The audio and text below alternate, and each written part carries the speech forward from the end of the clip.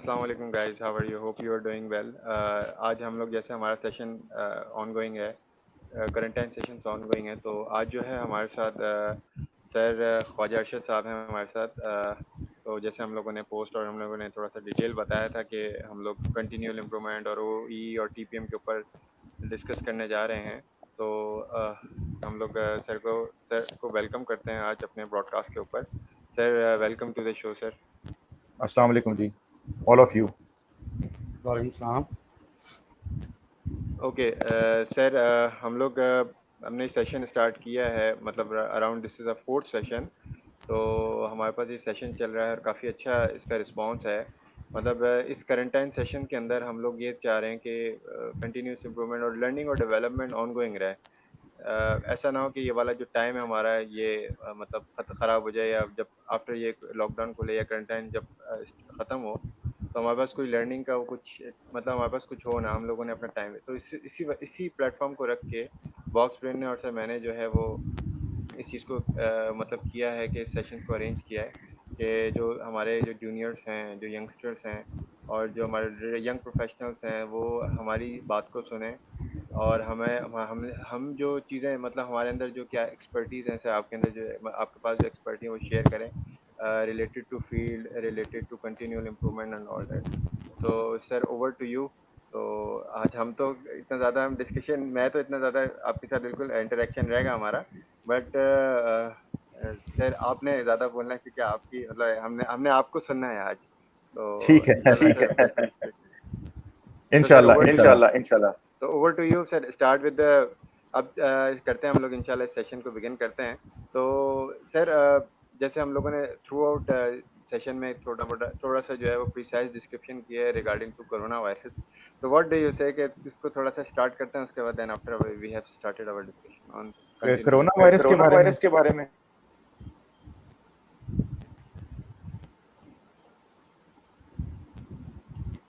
हाँ जी, ये पिछले कोई 1.5-2 महीने से हम सब लोग ही इस कोरोना वायरस की लपेट में हैं। तो उसमें मैसेज तो मेरा यही है कि उसमें हम एहतियात करें, और एहतियात के अंदर जो है वो what I like to share with you people is that के एहतियात इज नॉट merely एहतियात, but I would like to induce that concept के अब हम अपना लाइफस्टाइल चेंज करें। हमने ज़िंदगी बहुत जो है वो अपनी मर्जी से गुजार ली, और वो I think this corona virus is going to change our lifes. तो अपनी लाइफस्टाइल को चेंज करें। तो आई थिंक के जो एक तहारत वाला एलिमेंट है जो कि हमारा दीन भी हमें सिखाता है, तो इस तहारत वाले एलिमेंट को हम जो बहुत ज़्यादा हम इसमें हमारा कैजुअल अप्रोच थी, हमें चाहिए कि अब इस तहारत को ना अपने आप संगी साथी बना लें। और वो जैसे हम हमारे तो ईमान का हिस्सा है कि सफाई निस्फ ईमान है, तो हमें तो बेस हमारा दीन देता है। हमारी जो मजहबी रिवायात हैं, हमारा जो एक फैमिली स्ट्रक्चर है, उसमें हमें सफाई की बड़ी एक अहमियत है। तो I think let's start with, और एटलीस्ट हम ये इस सेशन से हम स्टार्ट करें कि जब हम अपने आप को चेंज करेंगे विद रिस्पेक्ट टू तहारत, सफाई। तो जो निस्फ ईमान है ये तो बड़ा आसान है, इस लिहाज से देखा जाए अपने आप को साफ सुथरा रखें तो इंशाल्लाह निस्फ ईमान हमारा है। So let's start with the presentation. अच्छा सर, इसमें एक चीज़ और ऐड करूँगा। मुझे आपकी एक बात याद आ गई, हमेशा ये बात याद आती रहती है। जब सर के पास हम लोग ट्रेनिंग कर रहे थे तो बड़ी अच्छी एक एग्जांपल दी है। जैसे सरोज को ही पता होगा, लास्ट कल जो ट्रेनर थे हमारे पास, उन्होंने भी एक बड़ी बेसिक चीज़ स्टार्ट की। मतलब वो तो हम लोग एक्चुअली जो कुरान और सबको हदीस को देख के हम लोग सारी चीज़ें फॉर्मेट कर रहे हैं, और इस तरीके से जो जापानीज़ हैं या ब्रिटिश अमेरिकन हैं वो भी हमारे इसी इसी हम लोग तो फॉलो कम करते हैं लेकिन वो लोग ज़्यादा फॉलो करते हैं। तो सर की एक बात याद आ गई मुझे रिलेटेड टू दिस, कि सर ने हमने बताया सफाई निफ्स से मान जो है वो सर ने हमें बेसिकली बड़ी ज़बरदस्त एग्जांपल से समझाया था कि एक्चुअली जो सफाई निफ्स से मान है वो 5S है, ठीक है। और 5S क्या है? 5 जैसे 5 sort set shine sustain and standardise है ना, 5 नमाजें हैं। तो बड़ी अच्छी एग्जांपल सर ने दी थी, तो अभी तक वो अभी ज़हन में है मेरे कि 5 इट्स बेसिकली 5 प्रेयर्स। अगर आप 5 नमाज़ें और कंटिन्यूसली अगर आप नमाज़ पढ़ते हैं 5 टाइम की, ठीक है, तो आप सफाई भी रहेंगे, आप हर जो आप लीन है तो मुदा होता है ना ज़िंदगी के अंदर जी जो जी आपका आ रहा होता है, उससे भी आप जो है वो बड़े अच्छे तरीके से जब आप 5 टाइम की नमाज़ पढ़ रहे होंगे। तो इसी तरीके से करंट टाइम सेशन में ये काफ़ी चीज़ें हम लोगों को सीखने को मिली हैं। आई जस्ट मतलब मैं एक चीज़ देखता हूँ, ये तो अभी चले रमज़ान है तो मस्जिदें भरी है, लेकिन रमज़ान से पहले भी जब करंट टाइम के अंदर मस्जिदें भरना शुरू हो गई थी, तो काइंड ऑफ दैट के काफ़ी अच्छा जो है वो मतलब हमारी जो लाइफस्टाइल है related to Islamic point of view भी है, और काफ़ी लोग जो हैं वो बड़ा अच्छा। और कल मैंने एक बड़ी अच्छी सर मैं आपसे शेयर करता हूँ, एक न्यूज़ मैंने देखी कि जैसे दुकानें कह रहे हैं कि 5 बजे से लेकर ऑनवर्ड जो है वो 5 बजे तक खुलेंगी। सर कितनी अच्छी बात है अगर हम इसके अंदर पॉजिटिविटी देखते हैं कि फजर के टाइम दुकानें खुलेंगी, तजारत स्टार्ट होगी, कितनी बरकत होगी, और आखिर तक मतलब अगर आप मगरिब से पहले 5 का टाइम अगर हम करते हैं असर के टाइम, तो थ्रू आउट 5 to 5 कितना अच्छा ज़बरदस्त इम्पैक्ट होगा, मतलब कितनी ज़्यादा बरकत होना शुरू हो जाएगी, मतलब हम लोग वापस अपनी रूटीन के ऊपर आते जा रहे हैं। व्हाट डू यू से सर? नहीं, ये आपकी बात बिल्कुल ठीक है। और मुझे अच्छा किया आपने मुझे एग्जांपल याद करवा दी, क्योंकि मैंने अभी जो प्रेजेंटेशन मैं देख रहा था अभी इससे लाइव आने से पहले, तो उसमें मेरे जहन में बार बार जो बात क्लिक कर रही थी, और जो कि 2010 से ऑनवर्ड जो मैं टीपीएम से रिलेटेड एक्टिविटीज़ में हूँ, तो मुझे ये बात बड़ी क्लैरिटी के साथ मेरी कन्विक्शन है कि टीपीएम जो है वो 5S के बगैर नहीं हो सकता। TPM is the basis to build. ऐसे ही जो 5 वक्त की नमाज है वो बेसिस है पूरे के पूरे दीन की। बड़े वाज़े तौर पे हदीस में आया कि भी जो है नमाज जो है वो नमाज के बगैर दीन मुकम्मल ही नहीं है, और नमाज जो है वो बेसिस है कि जिस पे पूरी की पूरी दीन की अगली इमारत खड़ी होनी है। तो you are absolutely right. I think should we start? Yes sir, बिस्मिल्लाह करिए, बिल्कुल स्टार्ट करते हैं। जी, तो आज हमारा जैसे टॉपिक बिस्मिल्लाहिर्रहमान। हमारा टॉपिक था जो आज है वो OEE और टीपीएम टोटल प्रोडक्टिव मेंटेनेंस पे है। तो over to you sir, start with बीच में मैं क्वेश्चन आंसर भी और आपके साथ पैनल डिस्कशन भी रहेगा, इससे एक और मज़ा आएगा डिस्कशन करने के अंदर, जी जी, काफ़ी श्योर कुछ। जी श्योर जी श्योर, श्योर श्योर इंशाल्लाह। श्योर, जज़ाकल्लाह। ओके जी, बिस्मिल्लाहिर्रहमानिर्रहीम। Welcome to you all of you. As Saad ने इंट्रो करवाया कि my name is Khwaja Mohammad Arshad. मेरे को 20 साल पैकेजेस और बुल्ले शाह के साथ गुजरे, और उन 20 सालों में से जो आखिरी 5 साल थे उसमें बड़ी रिगरस हमारी ट्रेनिंग हुई रिगार्डिंग टीपीएम, ओई, 5S, और इस तरह के सारे कॉन्सेप्ट्स जो हैं वो स्टार्ट हुए पैकेजेस में, और पैकेजेस ने उसको अपनी स्ट्रैटेजी का हिस्सा बनाया, स्ट्रेटेजिक टूल बनाया पूरे बुल्ले शाह में, पूरे पैकेजेस में। मैं उन दिनों में कराची में था, जो कराची का इनका कॉर्पोरेटेड प्लांट है। तो there we have implemented all these techniques, जो कि अभी हम इनको थोड़ा थोड़ा टच करेंगे, और आई वुड लाइक उसमें क्वेश्चन आंसरिंग हो तो हम जो डिस्कशन भी कर लें। तो let's start with the basics.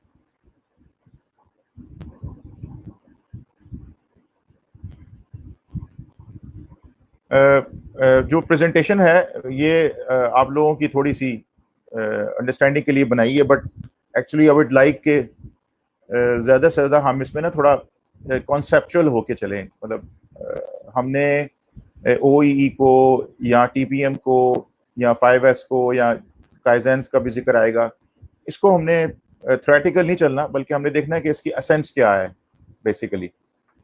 तो मेरे नज़दीक तो बेसिकली अगर हम TPM से स्टार्ट करें तो TPM is a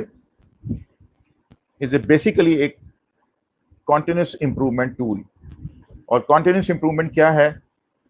it's a very simple thing, और कि आपका आज आपके पिछले कल से बेहतर होना चाहिए, और your tomorrow must be better than your today. So that is the concept कि कोई से 2 दिन, हदीस में भी आता है, कोई से 2 दिन मोमिन के बराबर नहीं होते। वो आगे की तरफ चल रहा होता है, उसके ईमान में, उसके अमल में तरक्की हो रही होती है। ऐसे ही जो हमारा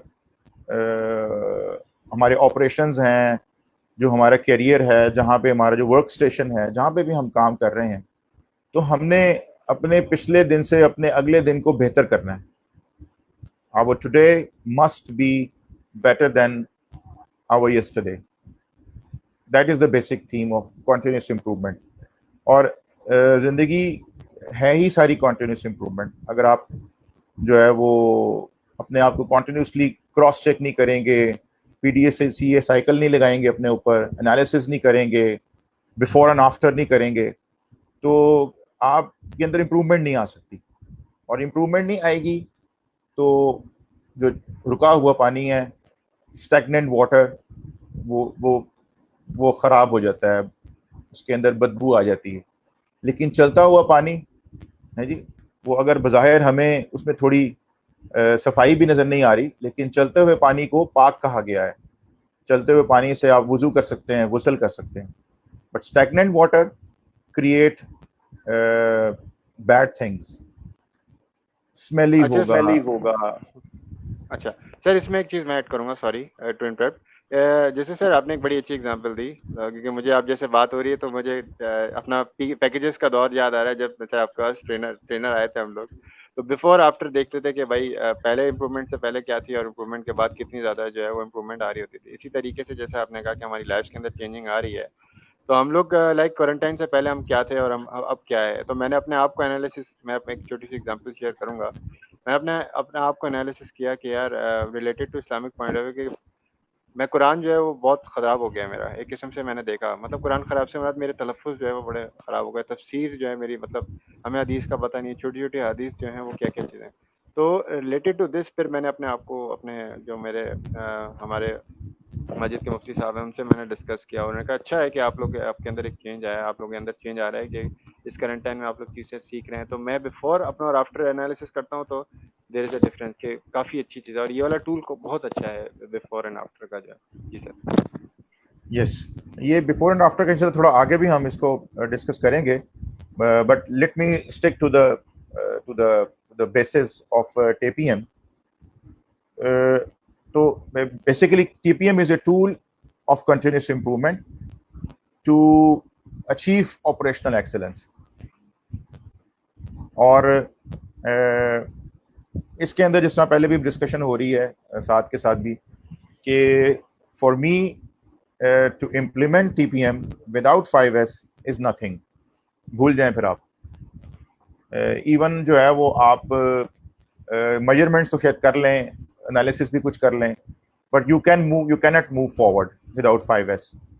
और चूंकि 5S जो है वो बेसिस है, तो थोड़ा सा मैं इसको एक स्लाइटली इसको गो थ्रू कर लेता हूँ. कि वैसे तो हमारे यंगस्टर्स को पता ही है, नेट पे सर्च करते रहते हैं, और जो यंग हमारे प्रोफेशनल्स हैं उनको तो अपनी फील्ड में आके इन चीज़ों का बेसिक्स का पता चल जाता है. लेकिन you have to be very clear about it कि आपको 5S करना है before entering into TPM. So 5S is sort, set, shine, standardise and sustain. तो चीज़ों को सीधा करना है, जिन चीज़ों को सेट करना है, उसके अंदर जो है वो शाइन और एक खूबसूरती लेके आनी है, उसके अंदर स्टैंडर्डाइज करना है उसको, और जिसमें लाइन वर्क आ जाता है और बहुत सारी और चीज़ें आ जाती हैं, कलरिंग आ जाती है, सेग्रीगेशन आ जाती है, और देन उसको सस्टेन करना है. तो शुरू के जो 4-5 जो 4 स्टेप्स हैं बड़े इजी हैं 5S में. जो 5th स्टेप है वो थोड़ा सा रेजिलेंस शो करनी पड़ेगी, उसमें थोड़ा सा आपको एफर्ट पुट इन करनी पड़ेगी टू मेंटेन चीज़ें. पाकिस्तान की भी एग्जांपल हम अक्सर डिस्कस भी करते रहते हैं कि चीज़ें पाकिस्तान में बन जाती हैं, प्रोजेक्ट्स लग जाते हैं, इशू क्या होता है कि उनको मेंटेन नहीं किया जाता. तो maintenance is a big issue. Maintenance हम हमेशा जहन में लाते हैं, तो एज ए टेक्निकल पर्सन, मैं खुद मैकेनिकल इंजीनियर हूँ, तो हमेशा जहन में आता है कि जी मशीनों को खोलना है, मशीनों की रिपेयर है. Maintenance is something very very big. कि आप एक सिस्टम को लगा देते हो, एक प्रोजेक्ट को लगा देते हो, सड़कें बना देते हो, बट उन सड़कों को मेंटेन भी करना है. अगर एक छोटा गड़ा सड़क में पड़ गया है तो हम उसको फटाफट फिलअप कर लें, बजाय से कि हम इंतज़ार करें कि ये साल डेढ़ 2 साल के बाद जब सड़क पूरी टूट जाएगी तो फिर नई तरह से बनाएंगे। That shouldn't be the attitude. Attitude क्या है कि हमने उसको मेंटेन करना है। So sort, set, shine, standardise को सस्टेन करना है in order to go into the next level. जो कि नेक्स्ट लेवल क्या है कि टीपीएम की इम्प्लीमेंटेशन है, जिसमें उसके पिलर्स हैं, so lot of other things as well. तो एक चीज तो ये कि 5S is important. Second thing जो आपको अगर आप टीपीएम को इम्प्लीमेंट करना चाहते हैं तो आपको एक बड़ा बेसिक रूल है मेजरमेंट एंड कंट्रोल का। If you want to control something you first need to measure it. So TPM की जो मेजरमेंट है वो है OEE से। आपकी का टीपीएम कितना इम्प्लीमेंट है आपकी ऑर्गेनाइजेशन में, आपकी डिपार्टमेंट में, आपकी लाइन में, आपकी मशीन्स पे, ये ऑल डिपेंड्स ऑन के your OEE value. So OEE is again a tool for measurement for improvement. So 5S आप इम्प्लीमेंट करें, उसके पैरेलल ही में अपनी जो भी मशीन आपने सेलेक्ट की है उसकी आप OEE निकालना शुरू कर दें, उसकी OEE को मेजर करना शुरू कर दें। So that will be the second part of the TPM। और मेरे ख्याल में हो सकता है थ्योरेटिकली ये शायद ना बुक्स में आपको नजर आए या इस प्रेजेंटेशन में भी नजर आए, बट मेरा ख्याल है कि जो अभी जो हम बात कर रहे थे साथ के साथ, कि तीसरी इंपॉर्टेंट चीज जो टीपीएम की इम्प्लीमेंटेशन के लिए इंपॉर्टेंट है वो है काइजेंस। और काइजेंस जो है वो क्या है कि वही बात जो भी बात हुई कि आपने एक छोटी इंक्रीमेंटल चेंज की, इम्प्रूवमेंट की, उसकी इम्प्रूवमेंट से पहले एक पिक्चर ले लें और फिर इम्प्रूवमेंट के बाद एक पिक्चर ले लें। तो दैट विल शो कि हाँ कि ये एविडेंस है कि अच्छा यार ये हम इस इनिशियल स्टेज पे थे और अब जो है वो हम यहाँ पे पहुंचे हैं। तो ये तीन जो हमारे यंग प्रोफेशनल्स हैं, यंग इंजीनियर्स हैं, मेरी उनको एडवाइस होगी कि इन तीन बेसिक चीज़ों को जहन में रखें कि 5S, OEE मेजरमेंट और काइजेंस, ये अगर हम कल्चर स्टार्ट कर दें तो इंशाल्लाह टीपीएम को इम्प्लीमेंट करने में वैसे तो मिनिमम तो कहते हैं कि 3 साल से भी ऑनवर्ड टाइम चाहिए होता है, बट आई थिंक कि हम उसकी बुनियाद एटलीस्ट ज़रूर डाल देंगे। और जिस चीज़ की बुनियाद डल जाती है एक कल्चरल चेंज आने में टाइम लगता है। तो ये तीन चीज़ें मेरे ख्याल में बेसिस हैं कि जिसकी बेस पे आप आगे चलेंगे। और उसके अंदर एक बहुत इंपॉर्टेंट चीज़ जो टीपीएम का कॉन्सेप्ट में आपको एक ज़हन में रखनी है वो क्या है कि आपको हमेशा अपने आप को चैलेंज करना है। You need to challenge your current situation. अगर आप उसको चैलेंज नहीं करेंगे इंप्रूवमेंट नहीं आएगी। बिकॉज अगर आप चैलेंज नहीं करेंगे तो होगा क्या कि वो आपके अंदर एक कंप्लेसेंसी आएगी और फिर आप आहिस्ता आहिस्ता कंफर्ट जोन में जाना शुरू कर देंगे। तो लाइफ तो है ही नाम ऑफ चैलेंजेस का, लाइफ तो है ही कि इसमें जो परमानेंट चीज़ है वो चेंज है। So change management is always part of our life. अगर चेंज मैनेजमेंट हमारी लाइफ का हिस्सा नहीं होगा तो फिर स्टैग्नेशन आ जाएगी, फिर हम कंफर्ट जोन में चले जाएंगे, कंप्लेसेंसी आ जाएगी, हम बहुत जल्दी फ्रस्ट्रेट हो जाएंगे। तो अपनी ज़िंदगी का हिस्सा रख लें अपने अंदर कि no matter where you are, आपकी डायरेक्शन ठीक होनी चाहिए। एक बहुत अर्सा पहले की बात, आई थिंक 30-35 साल पहले एक जगह मैंने पढ़ा हुआ देखा कि the greatest thing in this world is not where you are but in which direction you are moving. तो अपनी डायरेक्शन को ठीक रखना, और डायरेक्शन को ठीक रखना क्या है कि आपने always check yourself, always challenge yourself, your current situation, कि क्या मेरे अंदर कंप्लेसेंसी तो नहीं आ रही, मैं अपने कंफर्ट जोन में तो नहीं जा रहा। तो अगर हम खुद भी देखें, रिलैक्स करना इज समथिंग एल्स, एंजॉय करना इज समथिंग एल्स, लेकिन जब काम है तो फिर काम है जी। कायदे-ए-आज़म की हम मिसाल तो देते हैं कि कायदे-ए-आज़म ने फरमाया काम काम काम और काम, तो वो काम और काम और काम का क्या मतलब है कि always challenge yourself, always challenge yourself. It doesn't mean कि आपने रिलैक्स नहीं करना, आपने एंजॉय नहीं करना, आपने लाइफ को जो है, लाइफ की जो जो सॉफ्टवेयर पार्ट है, जो लाइफ का जो इजी पार्ट है उसको नहीं देखना, वो भी है। बट जब जब हम अपने आप को चैलेंजिंग सिचुएशन में रखेंगे ना हर वक्त, तो एंजॉय करने का भी मजा आएगा, रिलैक्स करने का भी मजा आएगा। तो अब now what is OEE? Yes साथ। तो OEE जो है वो बेसिकली इसके अगर स्लाइड को भी हम देखें तो इसके अंदर बेसिक 3 पार्ट्स हैं, जिसमें एक पार्ट जो है वो स्पीड का है, एक पार्ट जो है वो टाइम की ऑप्टिमाइजेशन का है, जिसको अवेलेबिलिटी भी हम कहते हैं, और तीसरा पार्ट इसका क्वालिटी का है। जब हमने भी TPM स्टार्ट किया 2010 में, मुझे याद है मैं कराची में था, तो लाहौर में हमें बुलाया गया और एक बहुत बड़ी, आप समझ लें कि कोई 50-60 लाइन मैनेजर्स को इकट्ठा किया गया, और वहाँ पे फिर हमारा एक 10 डेज का जो TPM सर्टिफिकेशन का एक कोर्स हमें कराया गया। सगाई सैन जापानीज एक्सपर्ट हैं, वो आए थे और उन्होंने वो 10 डेज हमें हमारी ट्रेनिंग की थी।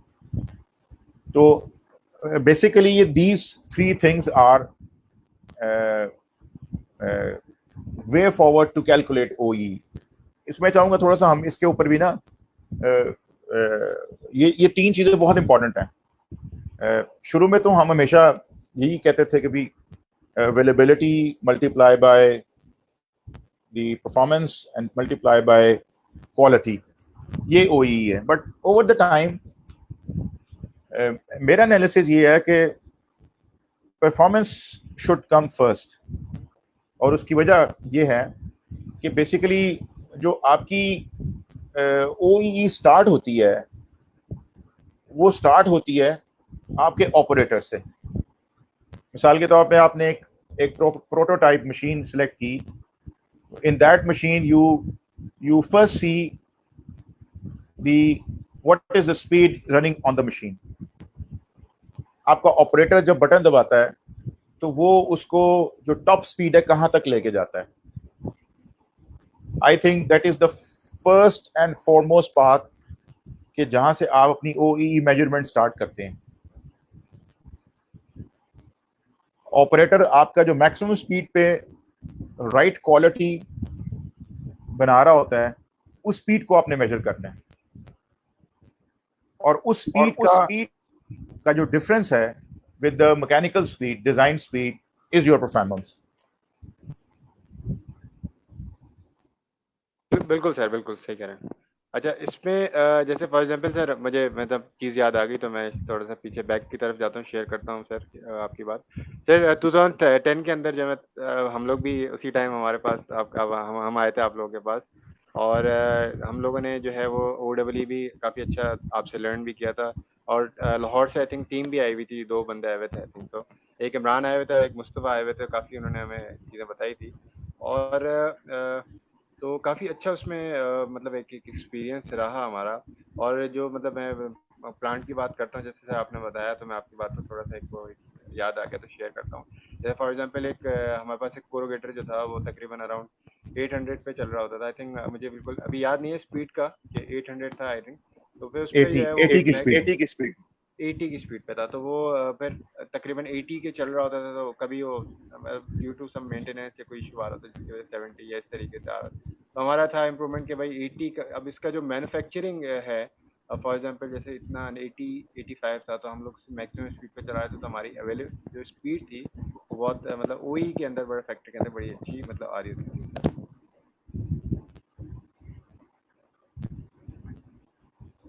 जी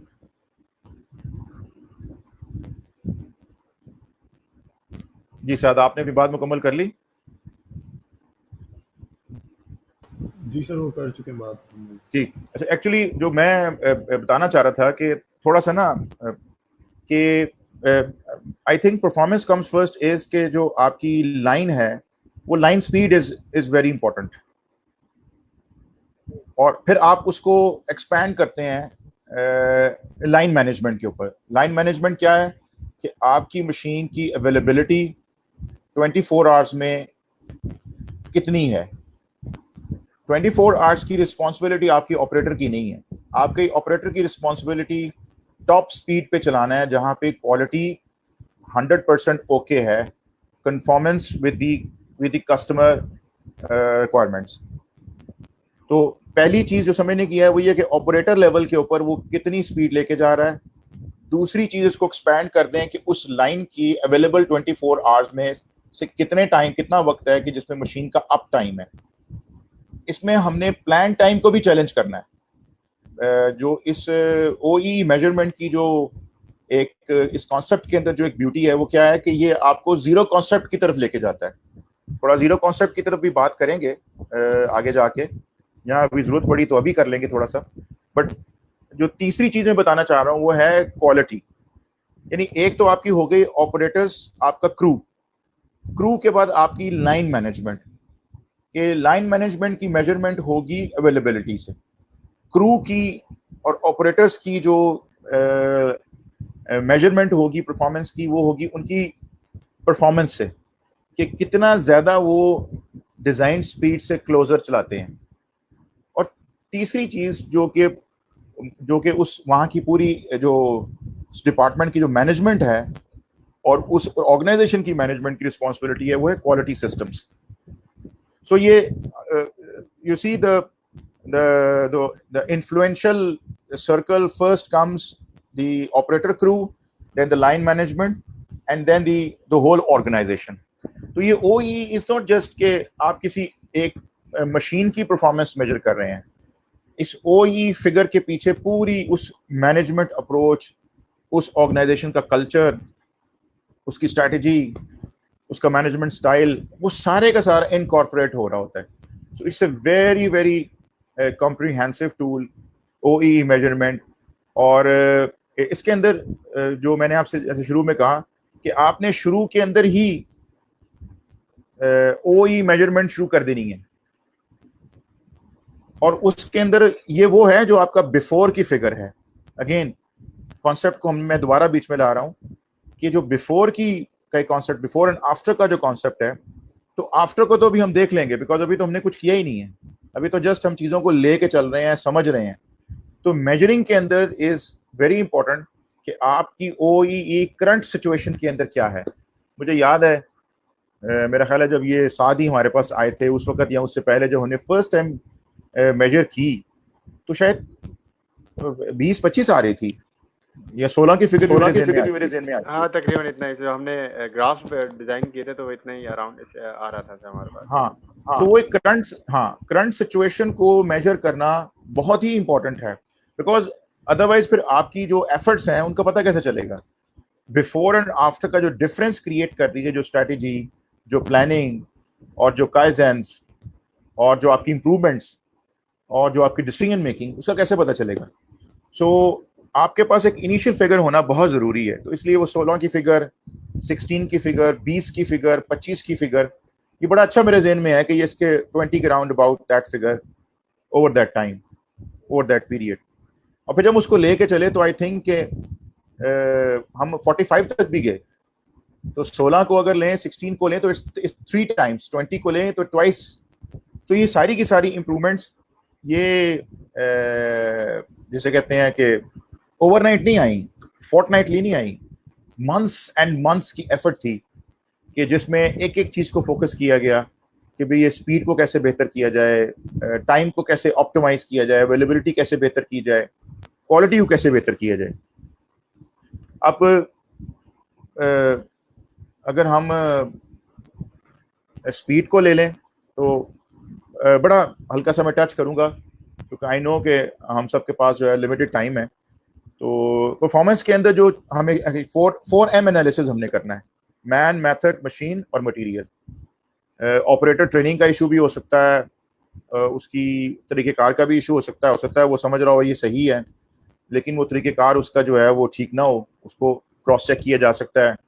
मशीन के अंदर भी बेतहाशा इश्यूज निकल सकते हैं, बेतहाशा इश्यूज निकलते हैं।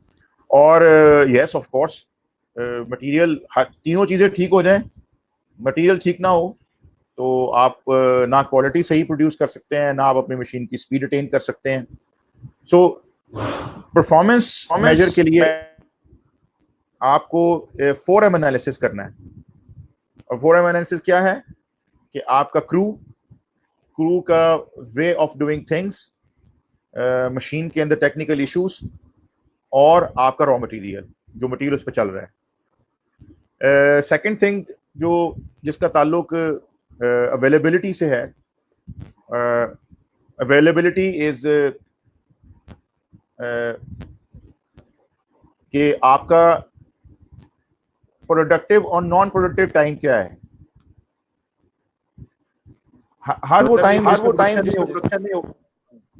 जी सर, सॉरी सर, इसमें एक चीज़ और है इसमें, जैसे कि मुझे याद आ गया, सॉरी टू इंटरप्ट सर, इसमें डाउन टाइम के अंदर हम लोगों ने काफ़ी ज़्यादा इसके ऊपर फोकस किया था टीपीएम जब हम कर रहे थे।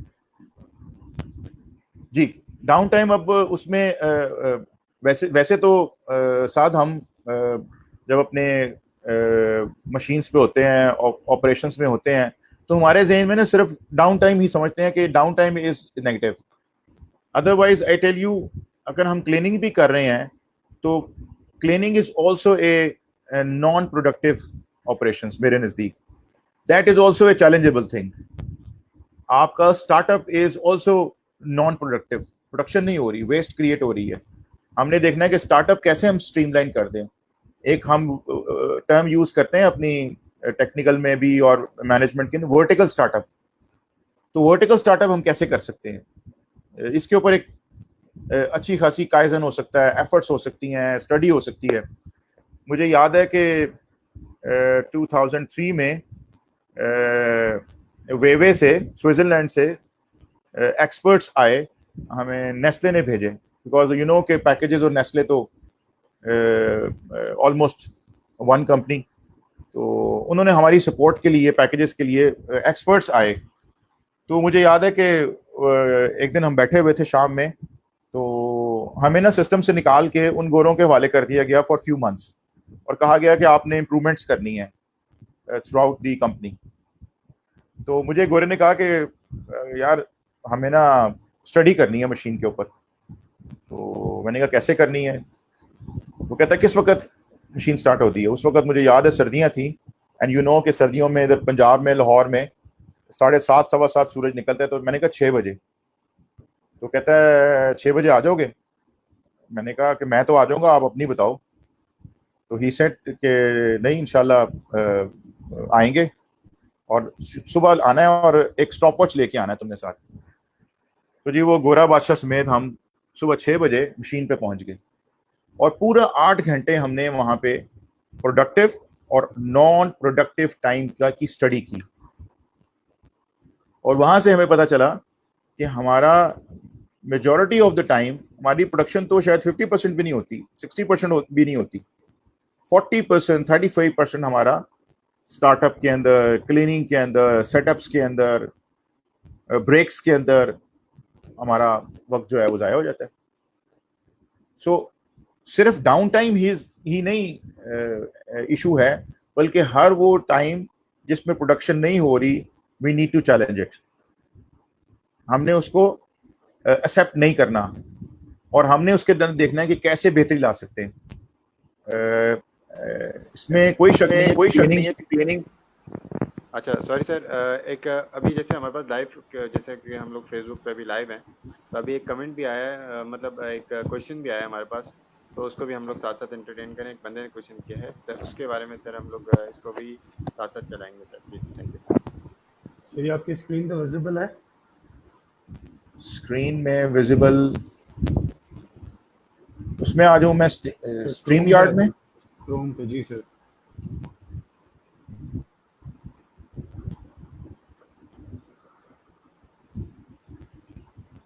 OEE is a KPI to measure the effective equipment. How do we measure OEE of a factory based on the bottleneck equipment of the production line?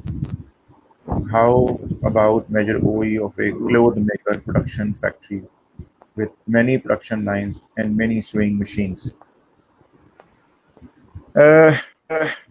देखें OEE बेसिकली है तो मशीन वाइज ही, अच्छा line sir, wise sorry sir interrupt कर रहा हूँ sir, I think he is a foreigner sir, so we can we talk in English, तो उसको yes. Brother, OEE is basically what I have learned is for the line. Line means a machine which is independently producing finished products. These finished products may be semi-finished for the other one, but for that machine, that product should be the finished product.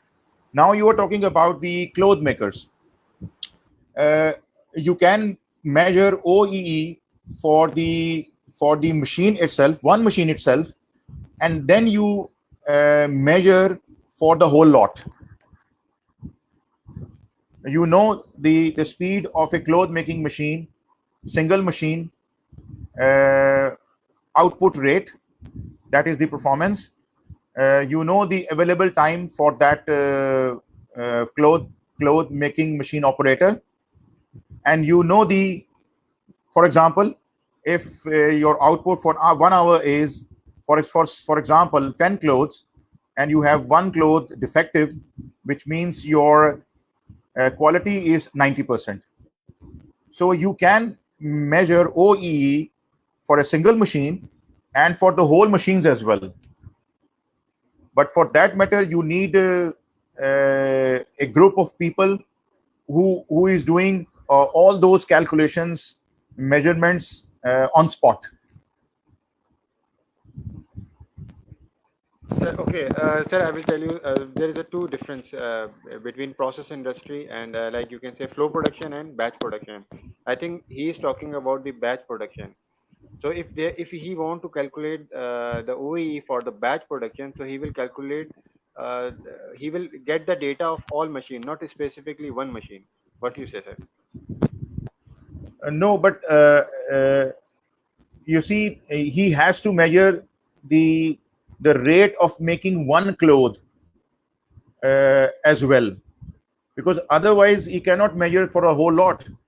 For example, if he has a machine who makes one piece of denim uh, uh, uh, in, for example, to simplify the calculation, 10 minutes. It means in 1 hour, that machine make 3 denim.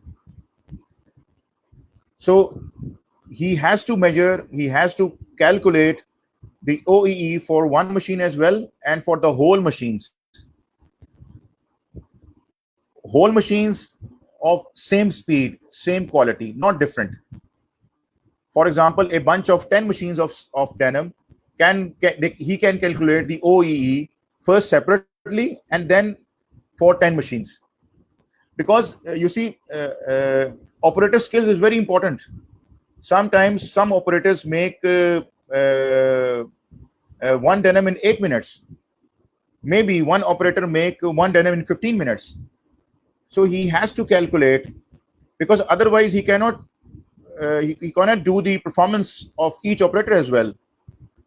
Obviously, he has to do the performance of the operators as well.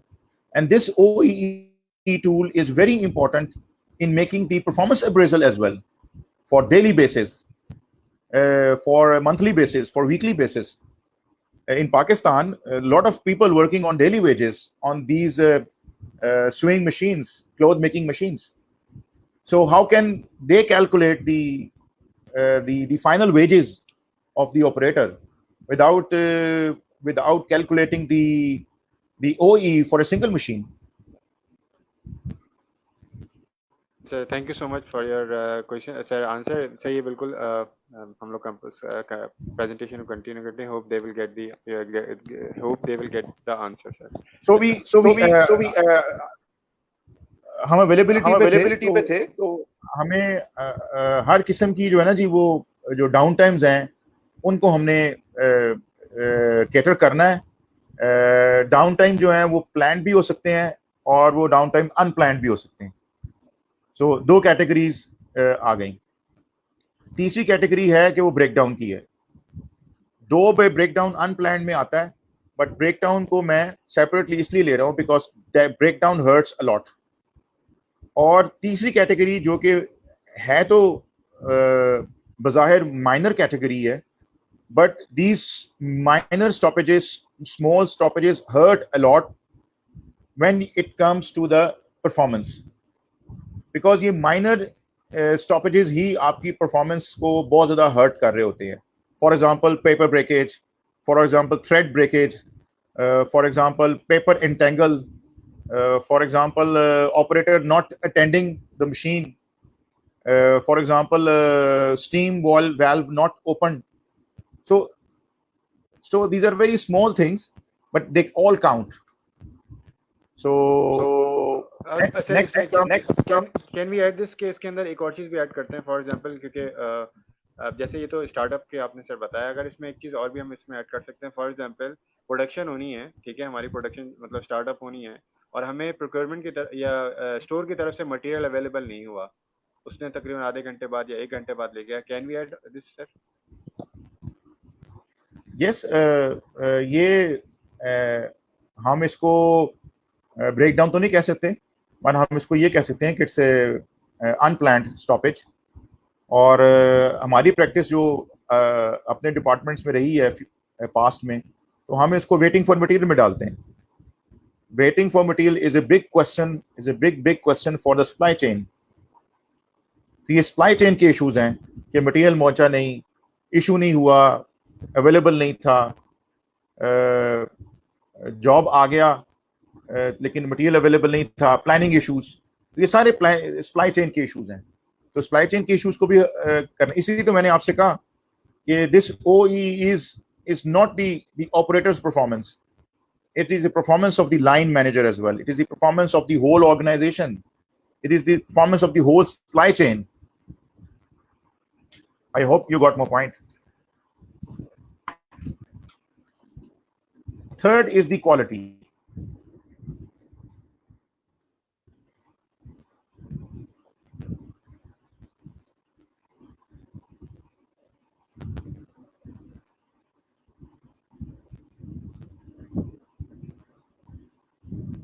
Third is the quality. और quality के अंदर हमारा focus क्या है? Zero defect. Like you can say zero concept अब इसके अंदर हमारे पास ऐड हो जाएगा कि अब हम इसको जीरो कॉन्सेप्ट अब इसको डिस्कस करेंगे इंशाल्लाह। और जीरो कॉन्सेप्ट में भी सारी चीजों के अंदर जीरो को लेके आएंगे। तो सबसे पहले हम कॉड स्टार्ट करते हैं, because quality should be our on top of the list. तो जीरो डिफेक्ट। और जीरो डिफेक्ट क्या है कि बेसिकली आपकी मशीन अगर 100 आउटपुट प्रोडक्ट्स निकाल रही है तो उसमें 100 ही ओके होने चाहिए। ये हमारा टारगेट है। इसमें कोई कॉम्प्रोमाइज नहीं है। इसमें ये नहीं है कि जैसे हम अपनी एजुकेशन में कहते हैं कि मैंने पास होना है। नो, पास होने से आप एक्सेलेंस की तरफ नहीं जाएंगे, जीरो डिफेक्ट से आप एक्सेलेंस की तरफ जाएंगे। जीरो डिफेक्ट ही आपको कॉन्टिन्यूस इंप्रूवमेंट की तरफ लेके जाएगा। देखें, इसको समझने की जरूरत है। जीरो कॉन्सेप्ट क्या है? जीरो कॉन्सेप्ट है कि zero defects, zero breakdowns, zero accidents और no delay, zero delay in attaining the top speed. तो ये जीरो कॉन्सेप्ट है। ये zero concept is always compel you for the continuous improvement. You see, if a student wants try to pass an exam, so his target would be 33% or 40% or maybe 50% out of the 100. So there is there is likelihood that he could fail because his target is 33%, 40%, or 50%. Say, for example, another student whose target is 80%. Now, immediately, if your target is from passing marks to 80%, your continuous improvement is pop up. He can't make the effort of passing marks and will take 80%. No, he has to put in more and more efforts. And that is where the continuous improvement lies. So just raising your target, raising your bar, you have improved your efforts. वो एक जगह पे मैं अक्सर उसको share भी करता हूँ, काफी अर्से के बाद मेरे ज़हन में आई, वो शायद लैक्सन ग्रुप की एक उनके सीईओ ने एक कोट किया और उन्हें अपना एक क्या कहना चाहिए मोटो था या एक बेंचमार्क अपना बनाया था. तो he said that we raise our bars every day. So that is continuous improvement. We must raise our bars every day. So take another example. A student who has made his target 100%. Imagine the difference he created from the passing mark psyche student, the 80% mark psyche student. 80% marks target student never pass more than 80%. तुक्का लग सकता है, but not in actual terms. 100% marks target करने वाला ही 99 ले सकता है, 95 ले सकता है, 90 प्लस ले सकता है, A स्टार ले सकता है. लेकिन अगर आप टारगेट ही A को करेंगे तो you might end up at B. और अगर आप टारगेट ही B को करेंगे, there is a likelihood you might end up at F. So raising your bar every day is very important. बिल्कुल सर, बिल्कुल. So this is the zero concept. और quality के अंदर जो सबसे important, very important thing is the Q component, the component that creates quality. If you don't maintain that Q component, that the same Q component will going to show the bad quality, the defects. So maintaining that Q component, because for example, there is a cutting blade who cuts the fabric, who cuts the paper, who cuts the box. If that blade is not being maintained or changed with time, then the burr will be there on your cloth, on your paper, on your box. So that burr is not required. That is not acceptable by the customer. So you need to maintain the Q component. That Q component is the cutting blade. Either you sharpen the blade or you change the blade as per the requirement.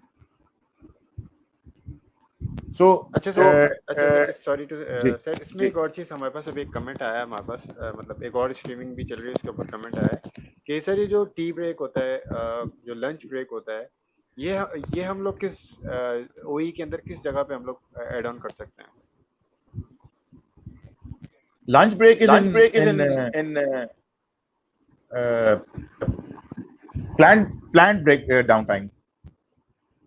It is a downtime, but it's a planned downtime. आपको पता नहीं याद हो कि ना हो, नहीं आप शायद उधर नहीं थे, कराची में शायद हमने नहीं किया था. लाहौर में हमने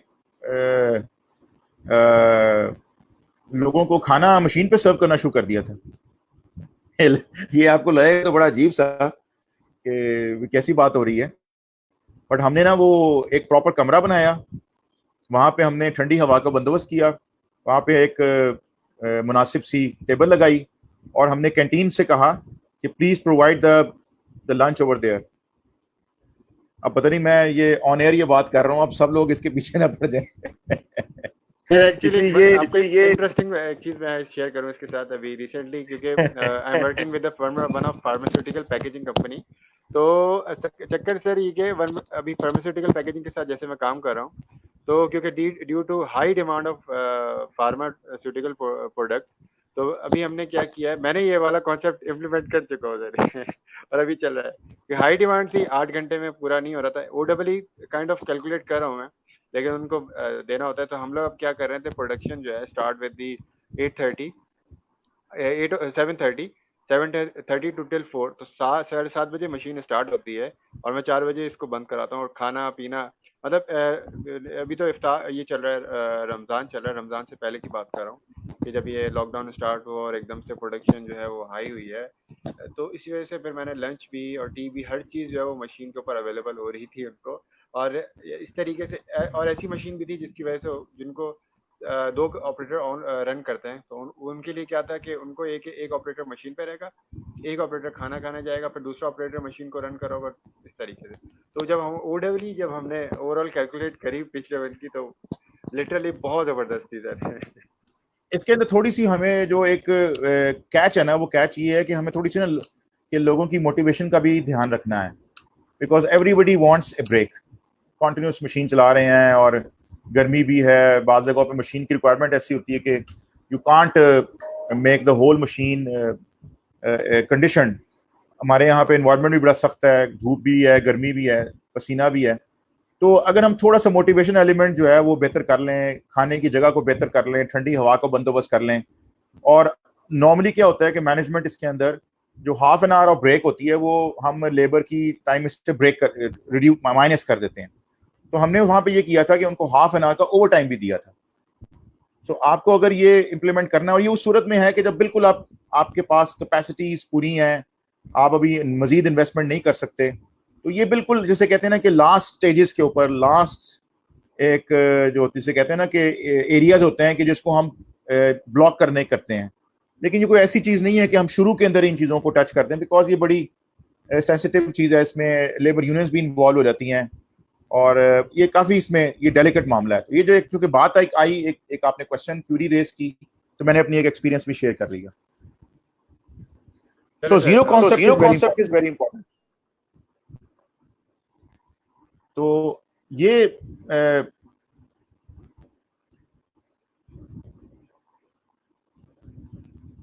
अब इसको इन सारी चीजों को ज़हन में रख के हम देखें तो फिर हमें ये OE कैलकुलेशन समझ में आ जाएगी कि इसमें हमने हर उस टाइम को निकालना है और हमने पिन पॉइंट करना है कि where is our production time, and that is the key. Then जब आप उसको हाईलाइट करेंगे ही आपको पता चलेगा कि किस किस मद में कौन कौन सा डाउन टाइम जा रहा है। So that will be the key, where you make teams, maybe same functional team, maybe cross-functional teams, maybe a person, maybe a supervisor, कि जो उस टाइम को मेजर स्टडी करे। जैसे मैंने I give you an example of the expert from Nestle, where we went and do a 8-hour study of why the downtime so much on our machine.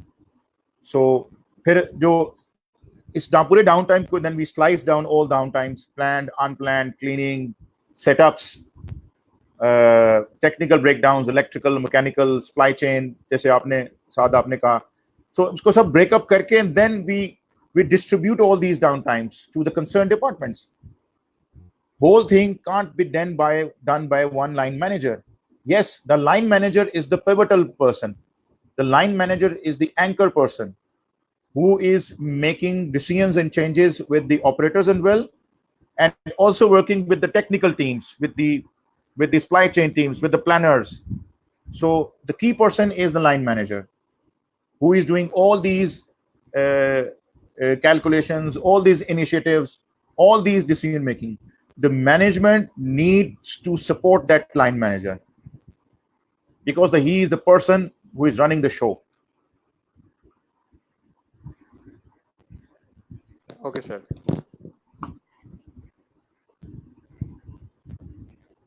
So आगे चलें, अब quickly जरा चीजों को wind up कर लें। Now you can calculate. बिल्कुल ऐसे ही है सर, थोड़ा टाइम भी बिल्कुल आपका काफी ज्यादा हमने टाइम ले लिया आज सर। थोड़ा सा आपसे हाफ आवर का बोला था, बट इतने मजेदार डिस्कशन हो रही है और इतनी चीजें सीखने को मिल रही है हमें यहाँ पे, काफ़ी कमेंट्स भी आ रहे हैं, तो अभी तो हम लोग उसको एंटरटेन भी नहीं कर रहे कमेंट्स को। आफ्टर दैट जी मतलब ठीक है, जब हमारा सेशन ख़त्म होगा तो इंशाल्लाह उस क्वेश्चन को सर आपके साथ मैं शेयर करूँगा। Then you have to give the answer sir. आपका थोड़ा सा हम वक्त जो है वो उसके लिए भी देंगे कि अच्छा राइट नाउ सर अराउंड हमें जो है वो तकरीबन 2000 पीपल देख रहे हैं सर ओवरऑल। माशाल्लाह। सर नाउ बट जस्ट हाँ लास्ट बस स्लाइड जस्ट है, इसको लास्ट मैं स्लाइड है, जस्ट इसको दो मैं तीन मिनट जस्ट में 2-3 मिनट वाइंड में अप करता हूँ। वाइंड अप करता हूँ। श्योर श्योर सर, बिल्कुल बिल्कुल सर बिल्कुल। So just closing remarks for TPM.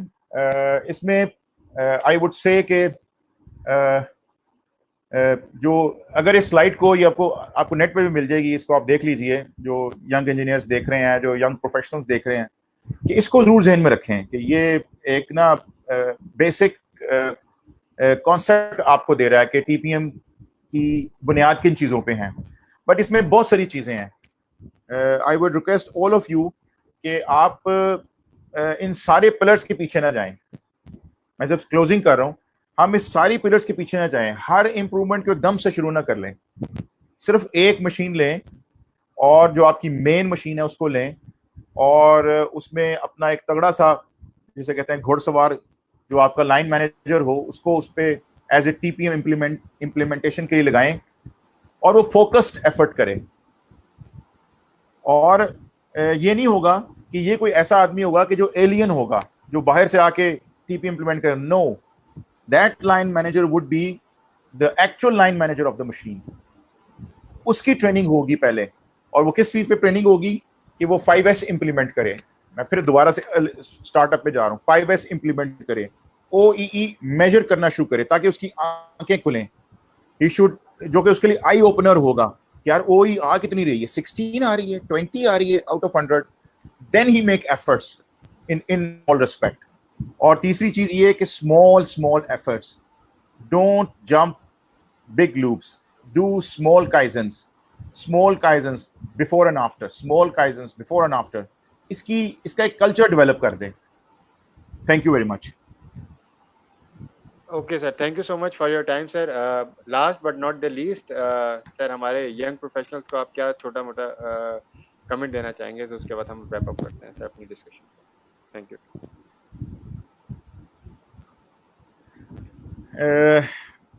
Last में तो उनको यही कहूंगा कि आप अपनी जो रिसर्च एंड एजुकेशन है ना, इसको ब्लॉक कभी ना करें। अब मोबाइल का ज़माना है, बहुत सारी चीज़ें नेट पे भी आ गई हैं, बट मेरा अपना ख्याल है कि नेट पे ना डिस्ट्रैक्शंस काफ़ी ज़्यादा हैं। तो I would request my young engineers कि बहुत सारी बातें मैंने उनसे कही, बट ये एक बड़ी एक स्पेसिफिक बात, आज मैं अपने बुक शेल्फ को भी देख रहा था, तो बुक्स ज़रूर पढ़ें। एक बुक है स्टीफन कोवी की, 7 habits of highly effective people, ज़रूर पढ़ें उसको। बड़ी बेसिक किताब है, और अगर आपके अंदर थोड़ा सा भी दीन का फहम होगा, समझ होगी, तो आप कोरिलेट कर लेंगे कि इस गोरे ने जो किताब लिखी, ये I think it's is a British गोरा। अब तो ये रीसेंट पास्ट में इसका डेथ भी हो गई। ब्रिटिश है सर। तो इसको हम बड़ी आसानी से इंटरप्रेट कर सकते हैं अपने दीन के साथ। That's all from my side. बिल्कुल sir, this a very good book, thank you so much. I have just read, Saroj ने पता नहीं रीड किया हो, लेकिन ये वाली रिकमेंडेशन आपकी बहुत अच्छी है इस बुक की। Sir thank you so much for your time. माशाल्लाह काफ़ी लोगों ने हमें देखा। हम लोग इंशाल्लाह वो करेंगे, इंशाल्लाह नेक्स्ट सेशन आपके साथ एक और रखेंगे, not in Ramzan but after that. काफ़ी अच्छा डिस्कशन हुआ, शॉर्ट डिस्कशन था, बट काफ़ी चीज़ें लर्निंग हुई और काफ़ी अच्छा। ओवर टू यू सरोज, कोई अगर क्वेश्चन है तो फिर हम जी wrap हाँ, up करते हैं। सर हमारे पास एक कमेंट आया हुआ है। मुबशर पराचा साहब का कमेंट है कि please review your slides. Mubashar साहब, अगर आपको स्लाइड्स चाहिए तो आप बॉक्स स्प्रिंग के पेज पे मैसेज करके अपनी ईमेल दे दीजिए, और या तो बॉक्स स्प्रिंग के पेज से आपको स्लाइड्स सेंड कर दी जाएंगी, आपको ईमेल कर दी जाएंगी। Thank you so much. चलें जी, thank you sir, thank you so much for your time. ठीक है Saroj. Thank you all of you. Thank you all of you. Thank you Saroj.